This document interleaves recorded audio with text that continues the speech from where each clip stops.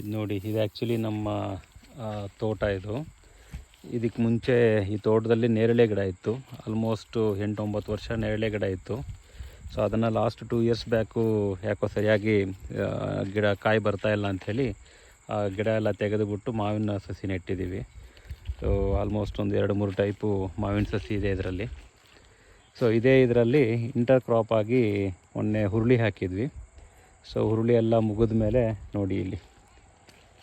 So ಹುರುಳಿದು ಇದೆಲ್ಲ ಬೀಜ ಎಲ್ಲ ತೆಗೆದ ಮೇಲೆ ಈ ಥರ ಇಟ್ಕೊಂಡಿದ್ದೀವಿ.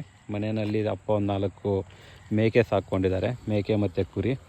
ಅದಕ್ಕೆ ಇದು ಡ್ರೈ ಫುಡ್ ಇದೆ ನೋಡಿ. ಇದು 2 ವರ್ಷದ ಗಿಡ. ಇದು ನಾನು ನಮ್ಗಾಗಲೇ ಹೇಳ್ತಾ ಇದ್ದೆ ಅಲ್ಲ, ಮುಂಚೆ ನೇರಳೆ ಗಿಡ ಇತ್ತು ಅಂತ.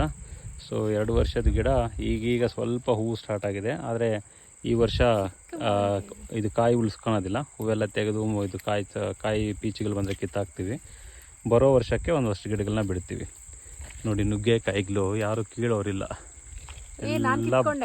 ಎಲ್ಲ ಬಲ್ತೋಗಿದೆ. ತೋಟದಲ್ಲಿ ನಮ್ಮದೇ ಆ ತೋಟದಲ್ಲಿ ಬೇಕಿರೋ ತರಕಾರಿ ಅಥವಾ ಕಾಯಿಗಳು ಕಿತ್ಕೊಂಡು ತಿನ್ನೋದೇ ಒಂಥರ ಮಜಾ. ಇಟ್ಕುತ್ತಾ? ಹಾಂ, ಗುಡ್. ಇನ್ನು ಸ್ವಲ್ಪ ಬೆಂಡ್ ಮಾಡು, ಸ್ವಲ್ಪ. ಹಾಂ, ಸಿಕ್ತು. ನೋಡಿ, ನಾವೆಲ್ಲ ಚಿಕ್ಕ ಮಕ್ಕಳಿದ್ದಾಗ ಅಂದರೆ ಸಂಜೆ ಸಾಂಬಾರು ಮಾಡೋಕ್ಕೆ ಅಥವಾ ಬೆಳಿಗ್ಗೆ ಸಾಂಬಾರು ಮಾಡೋಕ್ಕೆ ಏನಾದರೂ ಬೇಕು ಅಂತಂದರೆ ಅಮ್ಮ ಜಸ್ಟ್ ಒಂದು ರೌಂಡ್ ಈ ತೋಟಕ್ಕೆ ಬರೋರು. ಈ ತೋಟಕ್ಕೆ ಬಂದರೆ ನಿಮಗೆ ಎಲ್ಲ ತರಕಾರಿ ಏನು ಹೊರಗಡೆ ತರ್ತಾ ಇರಲಿಲ್ಲ, ಎಲ್ಲ ಇದೇ ತೋಟದಿಂದ ಕಿತ್ಕೊಂಡ್ಬಂದರೆ ಫ್ರೆಶ್ಶಾಗಿ ಅಲ್ಲಿ ಮನೆ ಮುಂದೆ ಹಾಕಿ ಮಾಡಿದ್ರೆ ಎಂಥ ಟೇಸ್ಟ್ ಇರೋದು. ಇವಾಗೆಲ್ಲ ನಾವು ಬರೀ ಔಷಧಿ ಹೊಡಿರೋ ತರಕಾರಿ, ಔಷಧಿ ಹೊಡೆದಿರೋ ಫ್ರೂಟ್ಸ್ ತಿಂದು ಆರೋಗ್ಯಗಳನ್ನ ಹಾಳು ಮಾಡ್ಕೊತಿದ್ದೀವಿ. ಸೊ ಅದಕ್ಕೆ ಹಳ್ಳಿ ಕಡೆ ಹೋದರೆ ಒಂಚೂರು ಖುಷಿ ಸಿಗ್ತದೆ. ಆ ಗಿಡ ಮರ ನಾವು ಓಡಾಡಿ ಆಟ ಆಡಿ ಬೆಳೆದಿದ್ದ ಜಾಗ.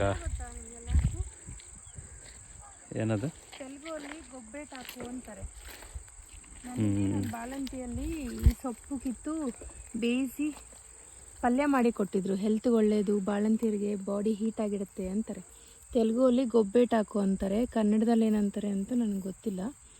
ಬಟ್ ಇದು ಹೆಲ್ತ್ ಒಳ್ಳೆಯದು. ಸೊಪ್ಪು ಸಾರು ಮಾಡೋವಾಗೆಲ್ಲ ಒಂದು 4 ಎಲೆ ಹಾಕ್ತಾರೆ. ತುಂಬ ಹಾಕಿದ್ರೆ ಅಂಟು ಬರುತ್ತೆ, ಸ್ವಲ್ಪ ಹಾಕಿದ್ರೆ ಸ್ವಲ್ಪ ಚೆನ್ನಾಗಿ ಟೇಸ್ಟ್ ಬರ್ತದೆ. ಇದೇನು ಗಿಡ ಅಂತ ನಿಮಗೆ ಗೊತ್ತಿದ್ರೆ ಕಮೆಂಟ್ ಮಾಡಿ ಹೇಳಿ.